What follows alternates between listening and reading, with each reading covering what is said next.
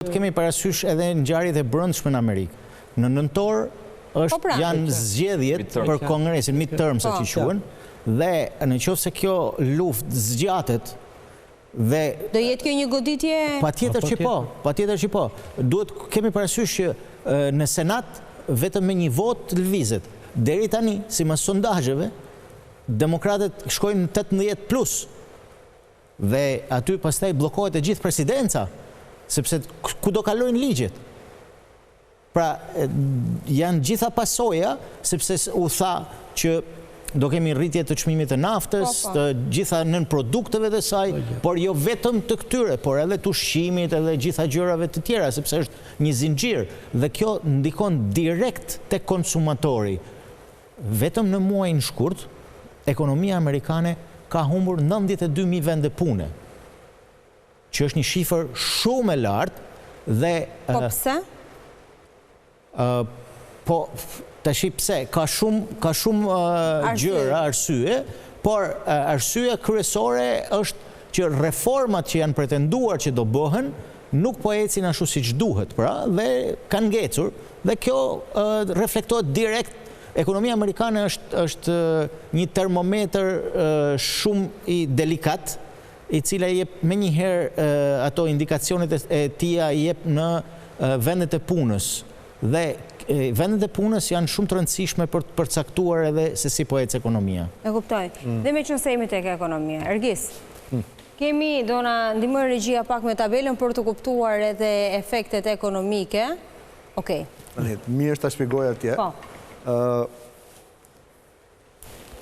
Këtë gjën e kemi bërë me qendrën Altax bazuar tek dy burime dënash. E para tek dënat e Instatit dhe e dyta tek modeli i zhvillimeve i cili në fakt, për të qenë sinqert, mbyllja e kanalit e ngushtisë së Hormuzit është studiuar që në vitet 60 nga Marina Amerikane, nuk është një gjë e re, ato e dinë këtë gjë dhe efektet që mund t'japin.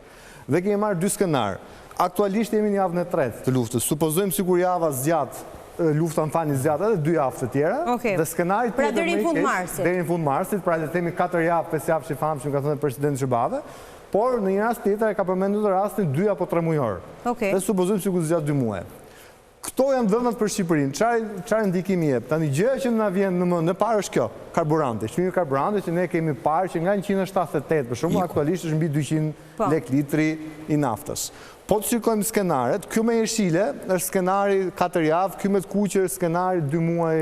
Pra, jeshilja është nëse zgjat deri në fund të marsit? Bluja është si jemi. Si jemi. Bluja është si jemi. Që do të thotë, kjo është gjë që duhet theksoj, që tani, sikur nesër u mbyll lufta, u hap kanali, jemi gjithë lumtur të gëzuar, që tani inflacioni ose rritja e çmimeve do të ndikohet me plus këto shifrat që ne kemi. Karburantët do jenë plus 4.3% mesatarisht gjithmonë. Ndërtimi do të ndikohet, materialet bazë ndërtimi. Do të rriten më? Patjetër. Ja ku gjet dhe shkaku dhe sebebi kryesor për të rritur qirat, për të rritur çmimet. Hoteleria e turizmit do të ndikohet me të paktën 2%, sikur tani. Pse hoteleria dhe turizmi? Sepse biletat e avionit do bëhen shumë të shtrenjta. Dhe para 3 ditëve për shembull, pati një deklarat përbashkët të Ryanair dhe Wizz Airit, që thanë që nëse vazhdon dhe pak javë, atëherë biletat low cost nuk do të ekzistojnë më për një kohë, për një periudhë të pacaktuar. Gjë e cila do të ndikojë tek turizmi. Energjia elektrike. Vërtet ne kemi bërë një punë shumë mirë që kemi rritur energjinë e rinovueshme në vend. Mos harrim, Shqipëria në momente të caktuara importon energji, se nuk arrin dot ta prodhojnë në mënyrë të vazhdueshme gjatë gjithë kohës. Atë import ne e marrim me çmimin e tregut. Çmimi i tregut është ai që caktohet në bursën e komunitetit të energjisë. Të mos harrojmë, Evropa 58% të energjisë e prodhon me burime jo të rinovueshme. E prodhon me gaz, me naftë dhe me centrale bërthamore. Pra, nëse ti gjysmën e ketë bazuar në naftë dhe në gaz natyror, po u rrit çmimi i naftës dhe gaz natyror, edhe në Europë do të rritet çmimi i energjisë. Tani, çfarë do të thotë tjetër me rëndësi për ne kjo? Ushqimet e pijet, po. Po dalë ke këto 2 gjërat më të rëndësishme. Ky është inflacioni në përgjithësi. Ushqimet dhe pijet. Ne importojmë 56% të ushqimeve dhe pijeve që ne marrim në Shqipëri. Kryesisht nga Italia dhe nga vendet e tjera të Bashkimit Evropian. Nëse rritet kosto e inputeve bujësore apo dhe ushqimeve e produkteve në Itali për shembull, do ta importojmë më shtrenjtë, që do të thotë edhe për Shqipërinë kosto e konsumatorit do t'jetë më lartë. Sikur në nesër ta ndërpresim luftën, rreth 2% më të shtrenjtë do t'i kemi importet. Se s'bën. Nëse vazhdon edhe 2 javë të tjera, do t'a kemi 4.5 deri në 5%, dhe nëse vazhdon 2 muaj, pra edhe 4-6 tjera, mund të shkojë edhe 9%. E dini që do thotë 9% në vit, rreth 10% në vit, për krahasim. Në Shqipëri, pagat indeksohen 2 deri në 3% në vit. Rritje, që do të thotë, ty do të rritet paga 2 deri në 3%, po do të rritet çmimet e ushqimeve, po i lejmë gjërat e tjera, 9%, 3 herë më shpejt. Dhe nëse ne po ankohemi sot që bosa janë rritur çmimet, prisni se vera do jetë interesante. Kemi para zgja akoma. Jo, vera do të jetë shumë interesante nëse lufta vazhdon në skenarin dumujor.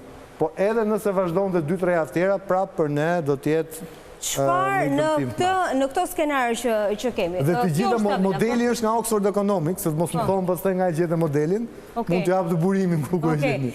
Ndërsa kthehesh dua, sepse jemi në minutat e fundit dhe pastaj do ndalem edhe me Marlin. Një sugjerim për qytetarët shqiptarë në këtë situatë. Duhet të shtojnë rezervat? Absolutisht. Çfarë duhet bëjnë realisht? Gjëja parë që duhet bërë çdo shpenzim që...